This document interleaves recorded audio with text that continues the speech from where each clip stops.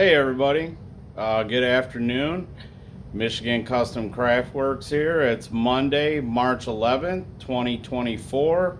Today's episode, I'm going to go over the 10 essential leather crafting tools that I use. Guys, just a reminder, my website, michigancustomcraftworks.com.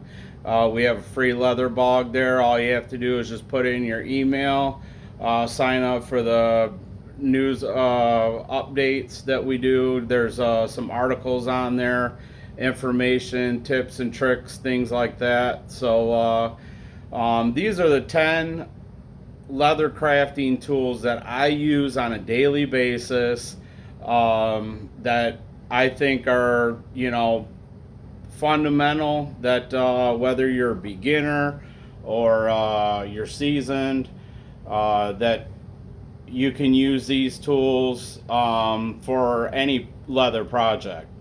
And just want to say, if you're new here, we welcome you. Go ahead and hit that like button and subscribe to the channel. So let's go ahead and get started and get you guys set up here.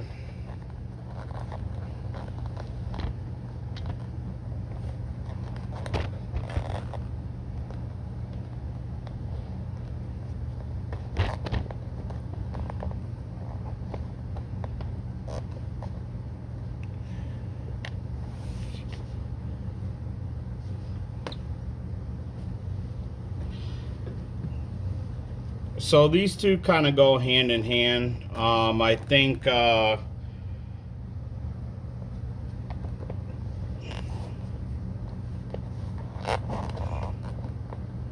you guys going here. The rubber poundo board and the poly board. If you're doing belts, punching out holes and stuff like that, doing any kind of rivets, grommets, punching holes for, snaps and stuff like that on straps, belts, purses, things like that.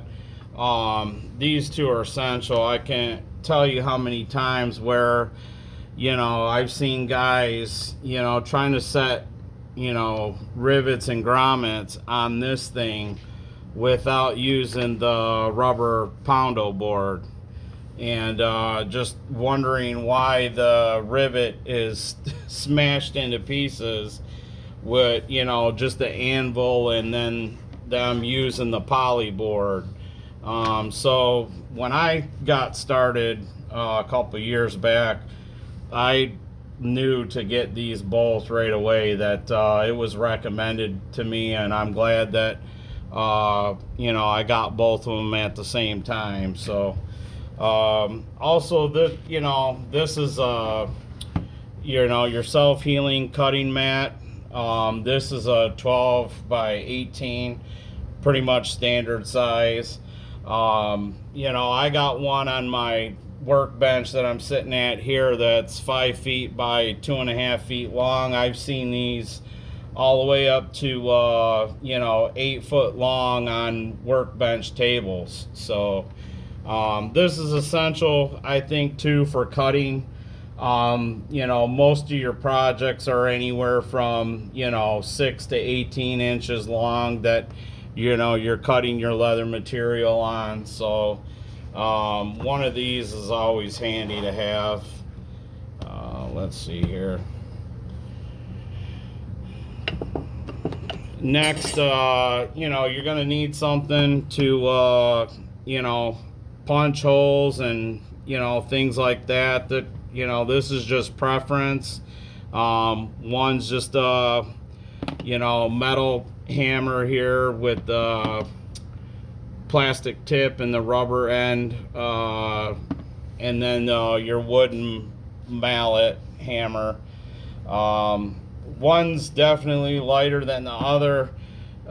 Sometimes if you're just trying to make marks for whatever you're trying to make a line or something like that, that you really don't need that much weight to it, this is an option for you.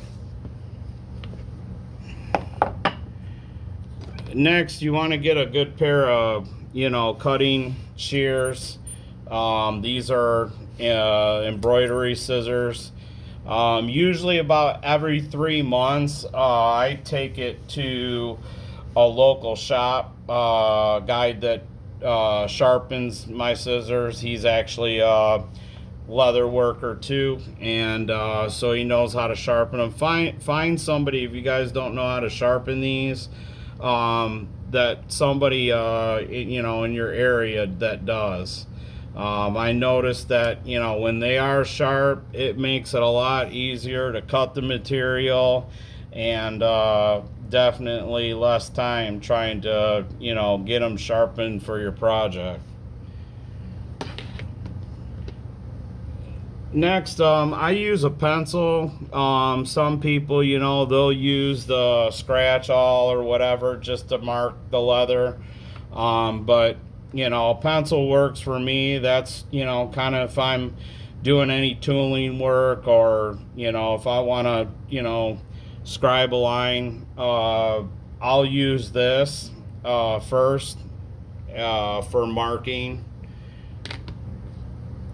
Then you got your little stubby buddy screwdriver. It's interchangeable for the flathead side and the Phillips.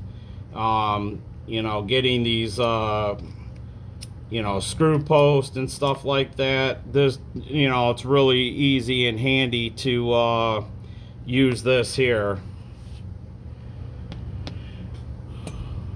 Next, is your ruler. I have a speed square. This one here is 12 inches long. Like I said, most of your projects that you're going to be cutting on are anywhere from 6 to 18 inches, so this is quite handy. This is on my workbench every single day, and I use this every single day. So again, a scratch off. Some people like the pencil or the marker. Some people use the scratch off for marking or making a line, or setting scribing a line to stitch and stuff like that. Next here I got some stitching irons, some pricking irons, whichever you want to call it. If you're not going to use a sewing machine, you definitely need to have something to punch your leather, so you can stitch the leather together. And that these here are really handy. They're the diamond point chisels, and just using the light, what do you call it? I slipped my mind there. The thing to get it sharp, the jeweler's rouge. You guys know what I'm talking about. Next, your wood slicker. Like all your edges on your leather, for slicking it down, making those fibers on the leather lay nice and flat, getting that real smooth shine on there. The wood slicker, if you're looking at hand tools, is a good tool for slicking your leather down. This, I absolutely love this tool. This is my Japanese cutting knife.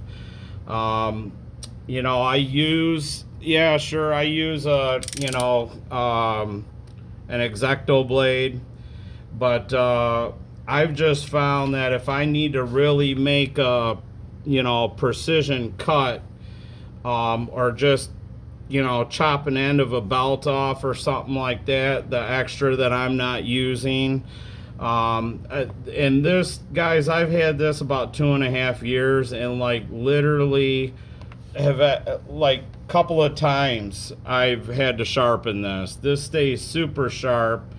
You know, if you're not careful, this definitely could cause an injury.